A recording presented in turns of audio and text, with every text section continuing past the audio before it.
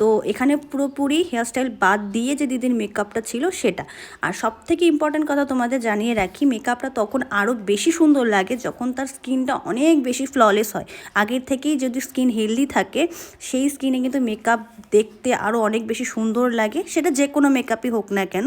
তো আর এখানে আমাদের পদ্মিনীদির একদম চয়েস একদমই বলতে পারো আমি যেমনটা পছন্দ করি তেমনটা, যেখানে দিদি না খুব হেভি কলকা চেয়েছে, না খুব হেভি টানা টানা চোখ চেয়েছে, না কিছু, মানে একদম সিম্পল সোবারের মধ্যে একটা লুক যেটাতে খুব ন্যাচারাল লাগবে দেখতে সেরকম। আর তার পাশে ট্র্যাডিশনাল একটা ছোঁয়া চেয়েছিল।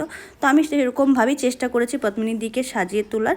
তোমরা অবশ্যই দেখে জানিও যে এই দিদির ট্র্যাডিশনাল একদম সফট সোবার লুকটা তোমাদের কেমন লাগছে।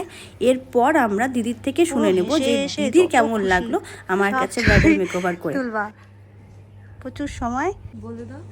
কিছু বলতে হবে না, তোমার